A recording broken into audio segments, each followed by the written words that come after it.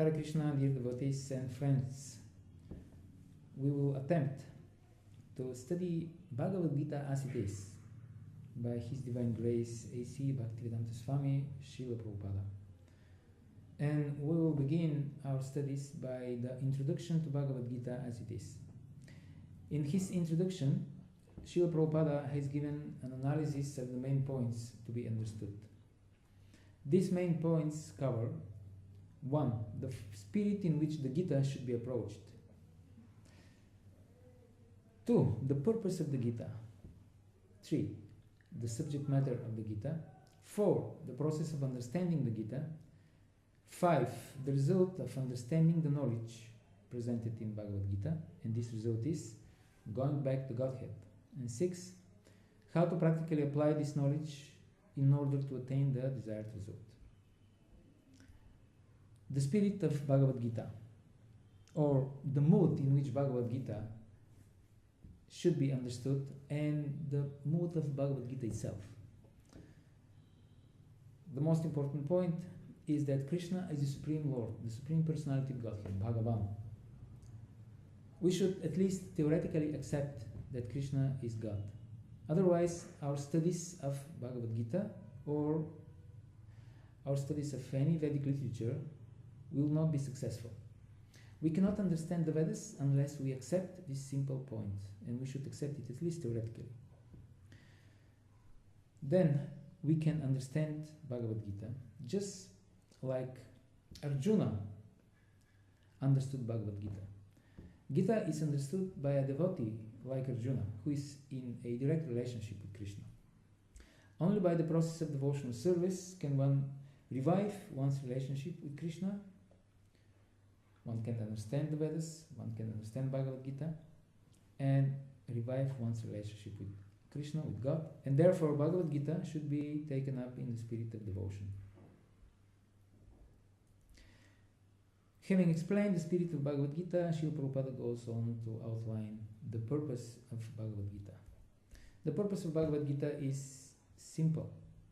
It is to relieve us from all anxiety and suffering, and to award us the supreme spiritual bliss by allowing us to revive, to reawaken, to remember our perfect, eternal, loving relationships with the Supreme Lord Krishna. Everyone is full of anxiety because of material existence.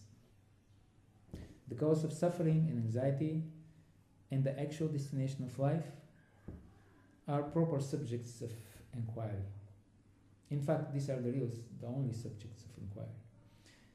Krishna spoke Bhagavad-gita in order to answer these inquiries and to make Arjuna understand his position, thus relieving him of all miseries. With the overwhelming need for spiritual knowledge clearly established, Srila Prabhupada outlines the contents of the Bhagavad-gita, which can be summarized as follows. The subject of Bhagavad-gita. The Bhagavad-gita has 5 main topics, and they are Ishvara, Prakriti, Jiva, Kala, and Karma. They are called the 5 basic truths. Ishvara means the supreme controller. Krishna is the supreme controller of everything. Ishvara Parama Krishna Satchitananda Vigraha.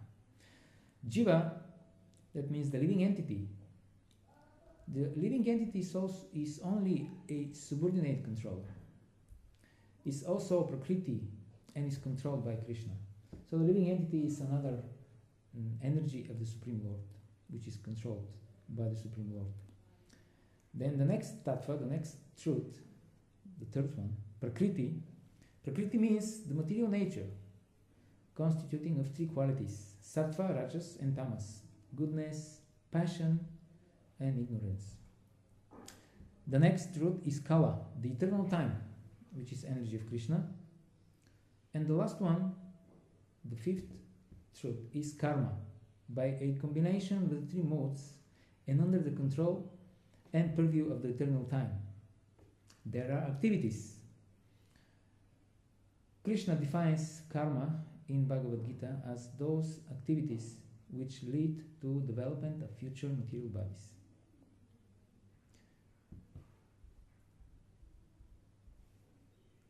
These 5 truths of Bhagavad-gita are eternal, with one exception, the karma, the last one. Although it is anadi, which means it is eternal, without beginning, it is possible that it has an end, and this end is achieved by attaining perfection in devotional service of the Lord. The material nature is eternal and real, although its manifestation changes and it is regularly emanated and destroyed, but the substance of it, the vastu, is eternal. The manifestation of the material world is real, but is temporary. That means that this material world is real. It's not an illusion, as the impersonalists or the Mayavadis claim. It is real, but it is temporary. It's not the spiritual world. It has beginning and end. There are intrinsic, inherent differences between the Supreme Lord, the living entities, and the material nature. And these differences are as follows. The Lord is supremely conscious, conscious of all bodies, conscious of everybody. Krishna says in Bhagavad-gita, Mam tu vedana kaschana. I know everybody, but me, nobody knows. So Krishna is supremely conscious, he is conscious of everybody. The living entity, however, is conscious only of his particular body. Even when the Lord descends into the material universe, his consciousness is not materially affected. This is another difference. If Krishna's consciousness was materially affected, he would be unfit to speak Bhagavad-gita. He would be unfit to speak any type of scripture, because he suffers from the 4 defects of the conditioned soul. But the Jiva's consciousness in conditioned life is materially contaminated. Therefore, our knowledge and our perception of reality is not perfect. Therefore, we need the perfect knowledge and perfect perception of reality given by the Lord. Both the living entities and the material nature are prakriti. That means they are energies of the Lord. But the living entity is conscious, whereas material nature is not. Liberation means freedom from material consciousness. It means to be situated in pure consciousness. It means to act in accordance with the instructions of Krishna. The Jiva's consciousness, under the covering of the material circumstances, is pervertedly reflected. Due to this, he is entangled in the actions and reactions of his own karma. One must become free from this bodily concept of life. The living entity, being part and parcel of the Supreme Lord, is neither the creator nor the enjoyer, but a cooperator, or he is enjoyed by the Lord. The relationship between the Lord and the living entity is exactly like the relationship between the master and the servant. If the master is satisfied, then the servant is also satisfied. And if the master is dissatisfied, then naturally the servant will be dissatisfied too. In pure consciousness, the activity will be dovetailed with Krishna, and that will make one really happy. These purified activities are called bhakti, and they are transcendental to the 3 modes of nature. Srimad Bhagavatam defines liberation as follows: muktir hitvan yatha rupam svarupena vivastitihi. Liberation means attaining one's constitutional position of service to the lotus feet of Sri Hari, the Supreme Personality of Godhead.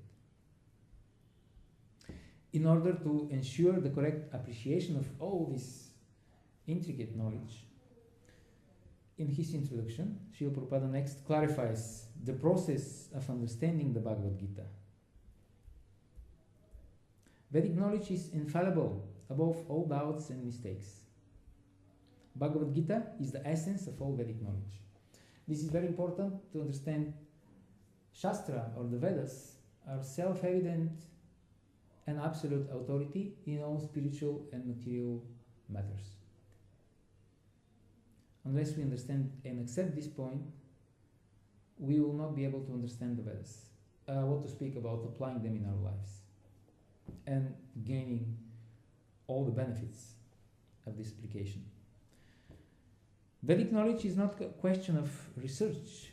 We have to accept the Vedic knowledge which comes down in the disciplic succession. The Bhagavad-gita, as the essence of this Vedic knowledge, should be accepted without interpretation, without deletion, and without our own whimsical participation in the matter. The words spoken by the Lord are apaurushaya.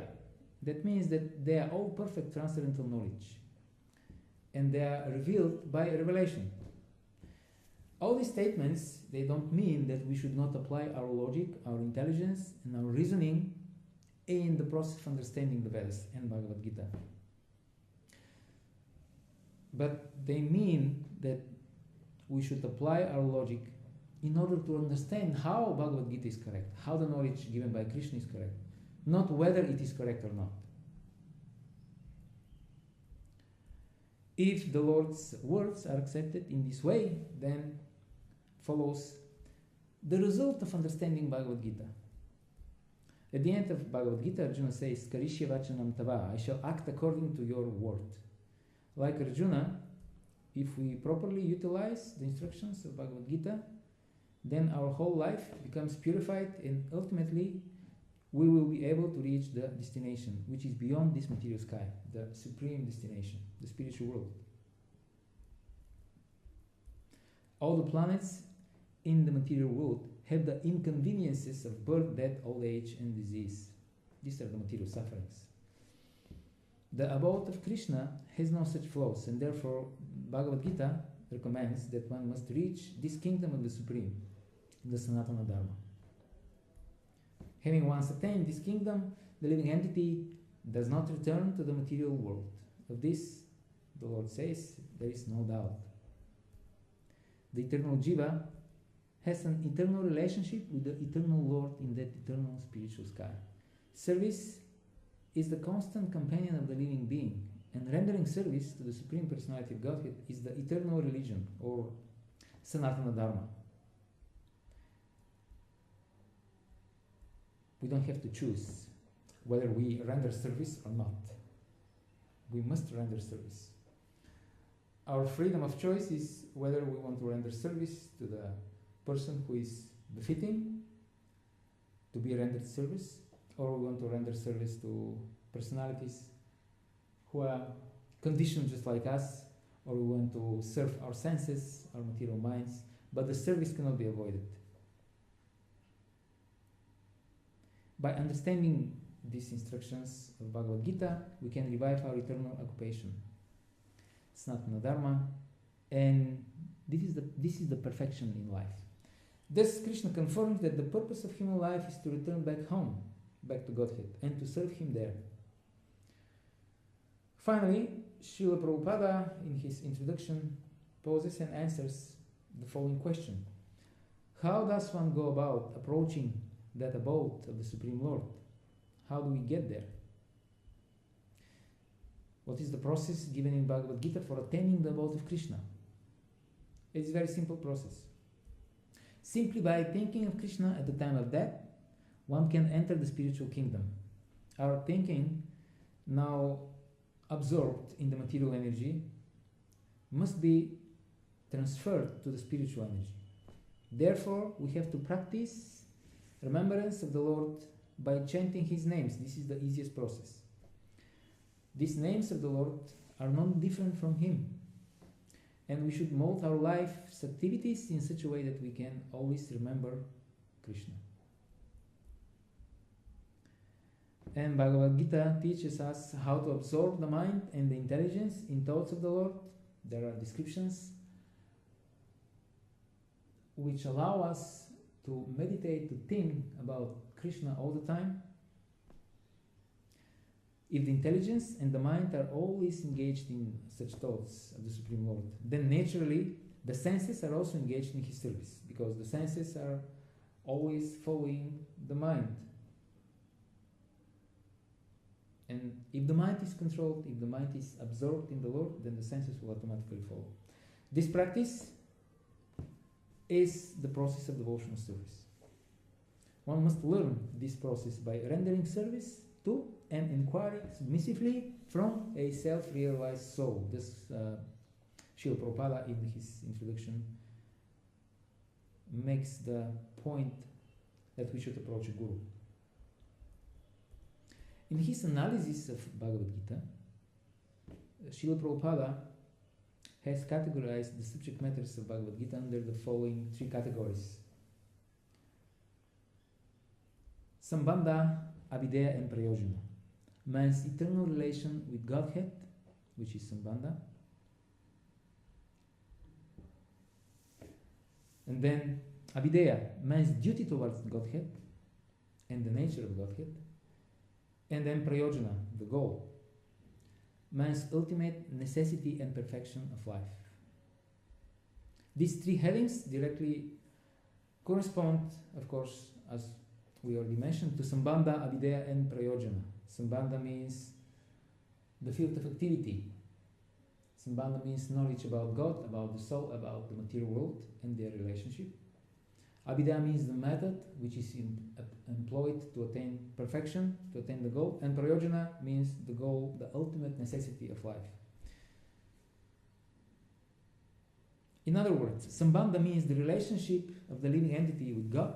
Abhideya means the process of reviving that relationship. And Prayojana means the mature result, the attainment of love of God. Lord Chaitanya presented his teachings in terms of these three principles. For example, in Chaitanya Charitamrita, it is mentioned, Bhagavan Sambandha Bhakti Abhideya Haya Prema Prayojana Vedetina Vastukaya. Sri Chaitanya Mahaprabhu continued, the Supreme Personality of Godhead is the central point of all relationships, acting in devotional service to Him in one's real occupation, and the attainment of love of Godhead is the ultimate goal of life. These three subject matters are described in the Vedic literature. This is Chaitanya Charitamrita Madhya 6178. So Lord Chaitanya presented his teachings in these terms of Sambandha, Abhideya and Prayojana, and all the Gaudiya Vaishnavacharyas have presented their scriptural commentaries based on these precepts. If one does not study the scriptures in terms of Sambandha, Abhideya and Prayojana, he will not be able to understand the conclusions of Krishna consciousness as taught in the line of Lord Chaitanya.